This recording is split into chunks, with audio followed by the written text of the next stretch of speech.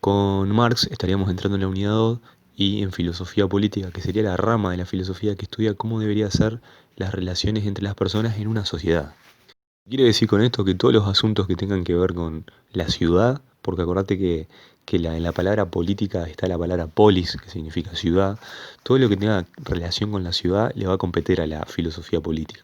Cuestiones como qué es el Estado, qué es el poder, cuál es el mejor gobierno, cómo es o cómo debería ser la relación entre las personas, qué es el derecho, por qué tenemos tales leyes y no otras, cuáles son las condiciones laborales, qué es el trabajo. Son todas cuestiones que a la filosofía política le van a interesar porque son cuestiones que están atadas o ligadas a la vida en sociedad, a la vida que las personas tenemos en relación con otras personas, bajo un conjunto de leyes, bajo un gobierno, bajo un Estado. Entonces, nosotros en esta unidad vimos dos autores, vimos a Marx y vimos a Hobbes, y ahora vamos a hablar primero de Marx. Vamos a ver primero el contexto, ¿no? La visión general, o sea, en dónde estaba parado Marx, porque no estaba en el aire, sino que estaba viviendo unas situaciones muy concretas, que son la revolución industrial. Después vamos a pensar un poco el concepto de hombre que tiene Marx, pero muy por arriba para entender el concepto que sí es importante de trabajo enajenado, que fue una de las críticas o una de las cosas que Marx visibilizó, que dijo, hey, miren lo que está pasando acá. También en esto vamos a mencionar el concepto de plusvalía o lo que entendía por plusvalor. Y después nos vamos ya a ir al concepto más político de Marx del Estado, lo que él pensaba que era el Estado, lo que estaba haciendo el Estado y la desconfianza que él tenía del Estado de ese momento, para mencionar lo que él consideraría que sería un Estado ideal o cómo para él debería ser el Estado. Así que bueno, primero que nada vamos a pensar un poco en el contexto político, pero bien, bien por arriba como para tener una idea de dónde tenía los pies apoyados Marx, ¿no? Ya habíamos visto que la revolución industrial surgía en Inglaterra a mediados del siglo XVIII, finales del XVII, se expande por toda Europa, Estados Unidos, que fue una revolución económica, política, social, económica, porque cambiaron el modo en el que se producía, se dejó la producción artesanal, esa producción manual, esa producción rural para una producción mucho más serial en fábricas.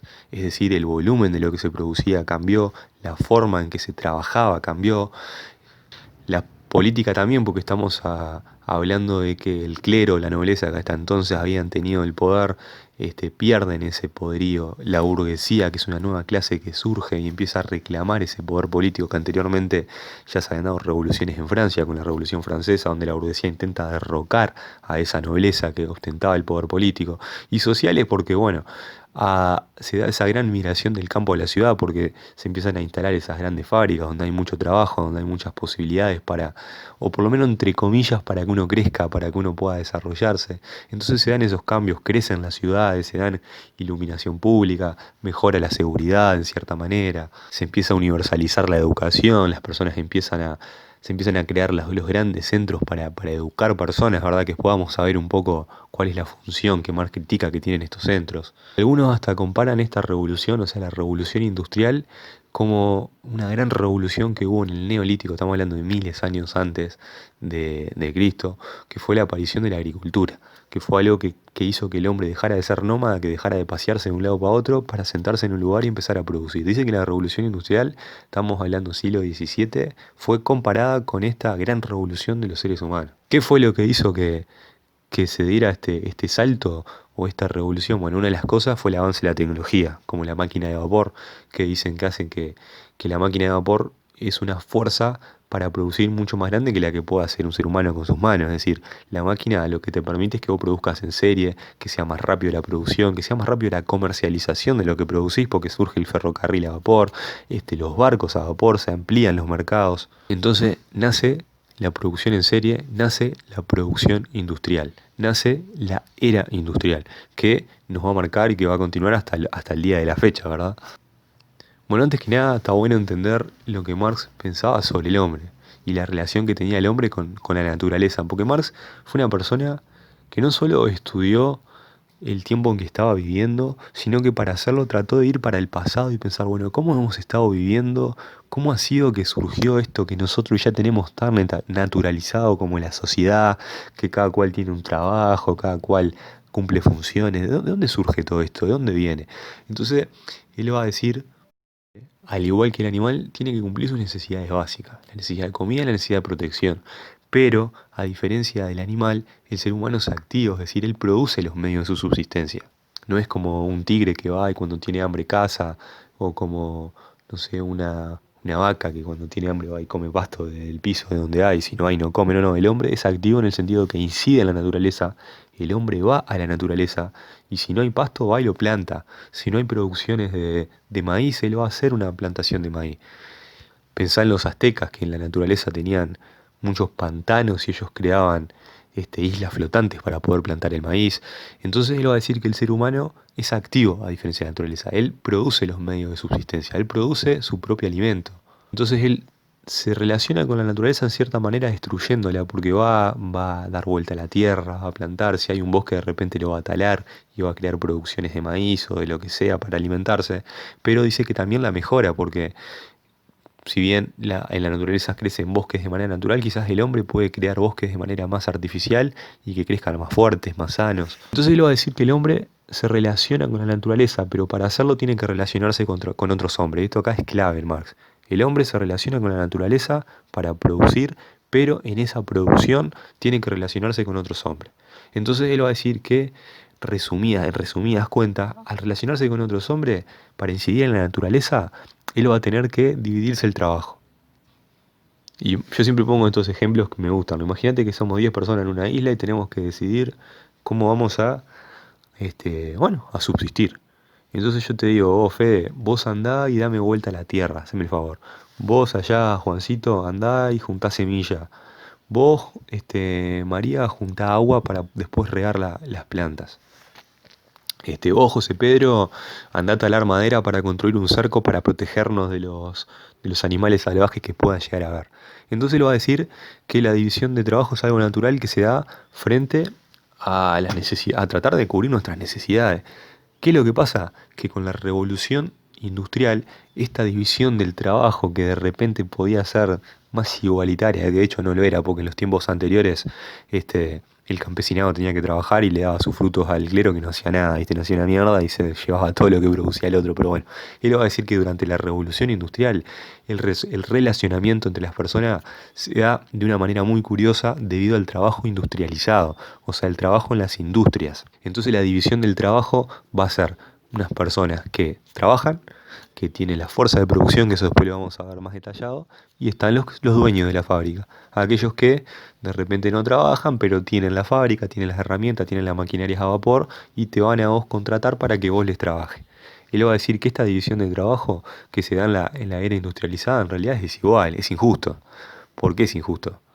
Bueno, ¿por qué es injusto? Bueno, eso después lo vamos a ver un poco con el tema de la plusvalía, pero él va a decir que se da la desigualdad en el reparto del trabajo, y no solo en el reparto, sino en los frutos del trabajo, es decir, lo que uno produce, las ganancias que tiene ese producto, se reparten de manera totalmente desigual, porque tenés el trabajador que trabaja jornadas de 15 horas y lo que gana apenas le da para vivir, apenas le da para subsistir.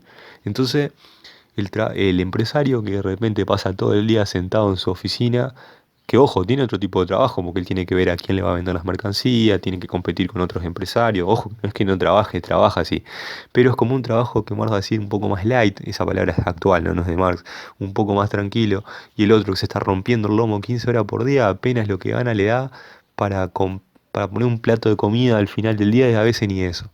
El producto que él crea, de repente un par de zapatos, un par de medias, una silla, una mesa, capaz ni siquiera él la puede comprar, porque no le da el sueldo.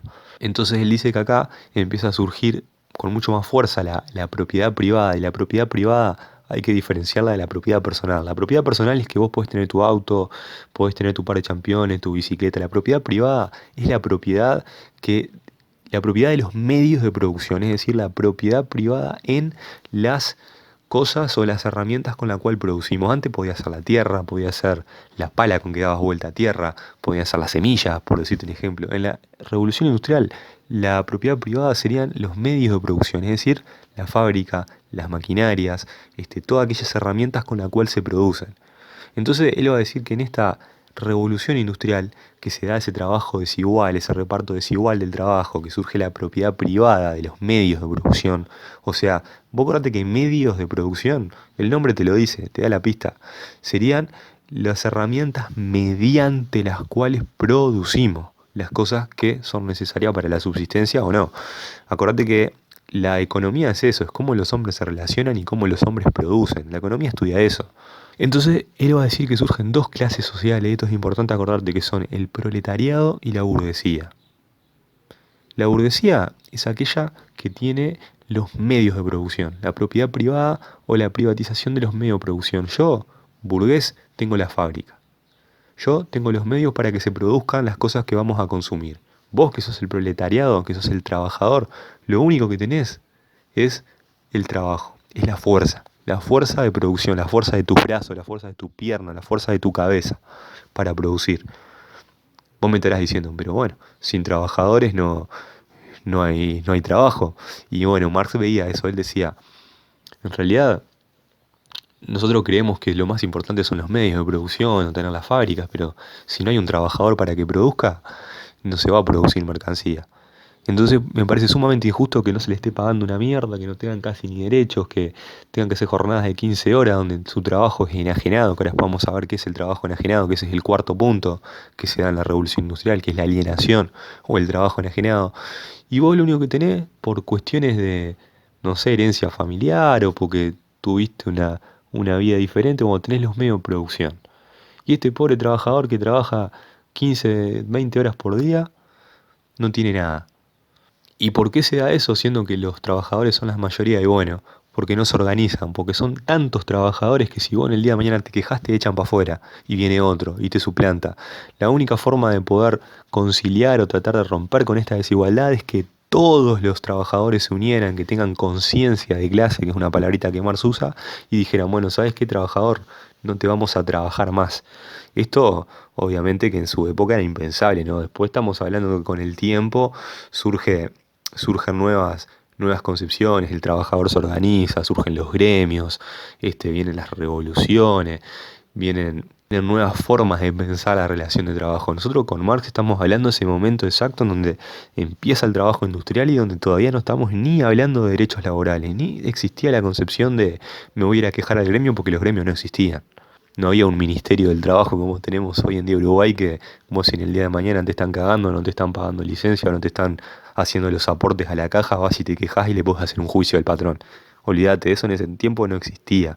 No existía, el trabajador ni siquiera creía que tenía derechos, al contrario, él creía que poder trabajar en una fábrica 15 horas para poder llevar un plato de sopa a su casa era un privilegio. Él creía que realmente eso era un privilegio y estaba agradecido con el patrón por tener esa oportunidad cuando lo estaban recagando. Entonces Mar decía, ¿cómo puede ser que esta persona, encima que lo están recontra remil cagando, encima esté agradecida? ¿Por qué no se revela? Y bueno, entonces él va a hacer todo ese análisis de la sociedad en donde va a pensar y va a decir, bueno, ¿por qué las personas piensan de esta manera? ¿Qué es lo que hace que una persona piense de una manera y no de otra? Y ahí va a llegar a la conclusión de que en la sociedad existe como una estructura, ¿no? Y yo eso te lo explicaba mediante el ejemplo de una casa. Es decir, nosotros tenemos, vamos a ponerlo bien claro, tenemos los cimientos de una casa, que son ese bordecito que vos hacés, puede ser cuadrado, rectangular, la forma que vos quieras. Los cimientos van a determinar cómo va a ser la casa después. Es decir, si vos haces unos cimientos cuadrados, la casa va a ser cuadrada. Si haces unos cimientos redondeados, la casa va a ser redonda. Entonces Marx lo que va a decir que los cimientos de una sociedad son la supraestructura o la estructura base, que son las relaciones de producción. Es decir, la fábrica. El trabajo en las fábricas, ese trabajo industrializado, es la base de la sociedad. Todo lo que se transforme o se construya arriba van a ser en base a las relaciones de producción. Que ahí en las relaciones de producción, en ese trabajo, en esa base de la sociedad, están los medios de producción y la fuerza de producción, es decir, el trabajador y el empresario. La relación entre ellos dos va a determinar luego cómo se va a dar la sociedad. Entonces él va a decir que luego en la parte de arriba de ese esquemita que le hace que abajo, porque yo te hice el dibujito que está que acá en el canal está esa explicación, y está la supraestructura, la estructura de arriba donde están las leyes, donde está el Estado, donde está la cultura, donde está la educación. Él va a decir que las leyes van a ser de acuerdo a esas relaciones de producción que hay ahí abajo. Si las relaciones de producción son de explotación, las leyes van a tratar de perpetuar esa situación de explotación. El Estado va a tratar de defender esa desigualdad. La educación va a ser pensada de tal manera para que nosotros en nuestra cabeza vayamos pensando que eso está bien, que eso es aceptado, que eso es aceptable. Por eso la persona o el obrero creía que eso estaba bien, porque culturalmente cuando él tenía un ratito y se juntaba con sus amigos que le decían, ¡fua, qué suerte, loco, entraste en la fábrica! La verdad que yo todavía no consigo trabajo. Sí, sí, es un poco cansador, Ramón, trabajo 17 horas al día, llego demolido a casa, de pedo puedo tomarme una cerveza, pero tengo trabajo. Entonces como que culturalmente se iba construyendo toda esa parte de la supraestructura apoyada por la educación, apoyada por las leyes, para que se creara ese pensamiento en la persona que estaba sujeta a esa situación y no podía escapar. Además, si pensamos que la persona que estaba sujeta a ese trabajo no tenía tiempo tampoco para pensar su situación en ese momento. Y acá vamos a pensar el tema del trabajo enajenado o la alienación. ¿Qué sería el trabajo enajenado para Marx? Para Marx el trabajo enajenado básicamente era ese trabajo en el cual uno no se puede o no se podía realizar como persona. Porque viste que una de las críticas que se le hace a Marx o al comunismo es que, son vagos, no quieren trabajar. Y no, para Marx en realidad el trabajo es lo más importante en el ser humano. El trabajo dignifica al hombre. El trabajo hace que el hombre se convierta en hombre como tal, en ser humano, o la mujer en mujer como tal. Pero ¿qué es lo que pasa con con el trabajo luego de la revolución industrial? Que en realidad el trabajo es expropiado, o sea, el patrón te roba tu trabajo y vos no te podés realizar con tu trabajo. ¿Por qué? Porque el trabajo que vos haces en la fábrica es repetitivo, es mecánico, ni siquiera pensás, ni siquiera sos parte de esa producción. A vos vas y te dicen, mira, vos agarrá y meteme esta tuerca acá y todas las piezas que pasen, ajustala. O llévame este cuero de acá para acá y haceme lo mismo todos los días. Entonces le va a decir que a diferencia del trabajo artesanal, el trabajo industrializado hace que el hombre se aliene. La palabra alienación significa vivir hacia afuera, vivir hacia otro. Yo ya no vivo para mí mismo, yo vivo para otra persona. Vivo para producir cosas para otra persona, que a mí no me van a ayudar en nada. Él pensaba que el trabajo, por ejemplo, más artesanal o en el que uno se involucraba, por ejemplo, imagínate a esa repostera, ¿no? Esa que crea una torta artesanal que va, elige los ingredientes, incluso participa en la receta, crea la torta y cuando la ve pronta dice, este es el fruto de mi trabajo, yo hice esto que está acá. En cambio, alguien que trabaja industrialmente, de repente lo único que tiene que hacer es meter la harina en unos tubos y solo hace eso, mete harinas en tubo y bueno, sale una torta ahí, pero nunca la ve. O el que construye silla artesanalmente, lo único que tiene que hacer de repente, industrialmente, lo único que tiene que hacer es atornillar un tornillo y la silla pasa, y atornilla un tornillo y la silla pasa, y luego otro la pinta. En cambio, más el carpintero de repente elige la madera, la corta, este, piensa el modelo, piensa los esquemas de cómo va a ser la silla y luego ve la silla que está pronta y la pone en el mundo y dice, yo creé esta silla. Entonces el trabajo enajenado es eso, es el trabajo que a vos no te permite realizarte como persona y lo que lleva a que vos te alienes, o sea, que vos vivas en ese estado de que mucho no entendés lo que está pasando o vas, cumplís tu función y te vas a tu casa. No lograba verse reflejado en el trabajo. Él no podía ver lo que producía, decir, mira, yo fui parte de eso salió de mí. Y en parte esto se daba también por las condiciones de trabajo de la época, ¿no? Estamos hablando de que los ambientes eran sucios, eran oscuros, las jornadas eran interminables, no se podía ni siquiera hablar entre los trabajadores. Como ya te dije, el trabajo era mecánico, repetitivo, el salario era miserable. Ya que hasta el mismo trabajador tenga una vida miserable, que pase cansado, que no pueda casi ni reflexionar en su situación. Encima desde el Estado las leyes lo permitían, entonces él creía que eso estaba bien, porque si el Estado permite que eso suceda, nosotros generalmente pensamos que lo que el Estado dice está bien, porque son los que saben, ¿no? Entre comillas. Culturalmente, las charlas con sus amigos, el pensamiento de la época, reforzaban todo eso, porque te decían, que viene ese trabajo, está bien. Entonces el ser humano se volvía como una mercancía más, una maquinita, algo que iba, cumplía y se iba a su casa. Encima que, tras que tenía que pasar todo eso, lo que le pagaban ni siquiera equivalía a lo que él producía, porque por ejemplo él producía en su mercancía, la vendían a $100, ponele. La silla que él producía la vendían a $100. Pero los costos de materiales, de luz y lo que le pagaban a él, al empresario solo le costaba $10. Entonces ahí había $90 de ganancia que vos me decís, bueno, 45 para vos y 45 para mí, quizás lo más justo, porque vos me estás prestando tus máquinas, yo te estoy trabajando, pero vamos a compartir la ganancia. No, no, no. La ganancia era todo para el empresario. Entonces todo lo que Marx decía que era la plusvalía, es decir, ese valor plus, ese valor agregado a lo que vos producís, de lo cual vos no podés participar como trabajador. Y es una de las cosas que va a criticar. Resumiendo, para no irnos tanto de tema, entonces dos de las grandes críticas que él le va a hacer a ese sistema económico es el trabajo enajenado, que enajena al hombre, que lo aliena, y ese plusvalor en el sentido de que ni siquiera con ese trabajo de mierda que tenía, porque esa es la palabra, ni siquiera puede hacer ganancias con él, porque ni siquiera participa de la ganancia de ese trabajo. Y bueno, y la segunda parte, que ya acá entramos más de firme, sobre todo en el concepto de filosofía política, que es la reflexión sobre el Estado. ¿Qué es lo que piensa Marx sobre el Estado? Que esto es una diferencia muy grande con lo que vamos a ver después con Hobbes. Él va a decir que en la historia el ser humano siempre ha estado enfrentado entre sí, es decir, siempre ha habido luchas de clase, luchas de intereses. Podemos hablar de la época del feudalismo, donde estaba la nobleza, el clero y la población campesina, donde unos dominaban a los otros. ¿Y qué pasaba con la figura del Estado, la figura del gobierno? ¿Qué permitía eso?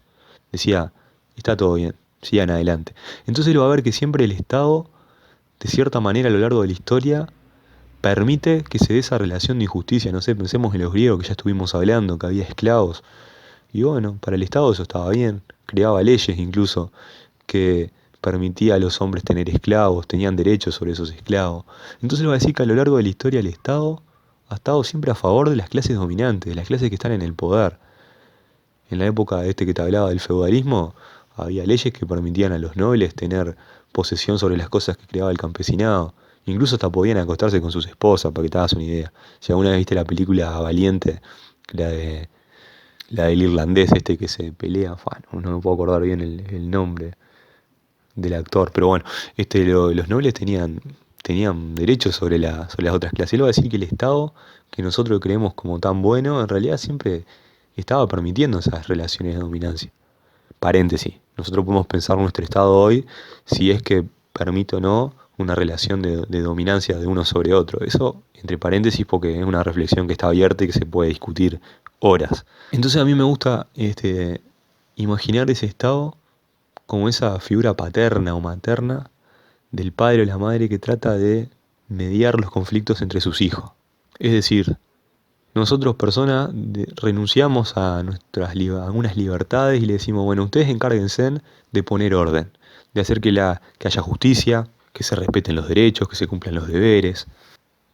Pero entonces Marx lo que vio, o lo que denunció, o lo que dijo, o lo que paró las antenas y llamó alerta de que en realidad el Estado en su época no estaba actuando como ese padre o esa madre que los cuidaba todo, sino que era como ese padre y esa madre que tienen un hijo favorito y le dan favoritismos. Es decir, el Estado lo único que se preocupaba era por cuidar los intereses de la clase dominante.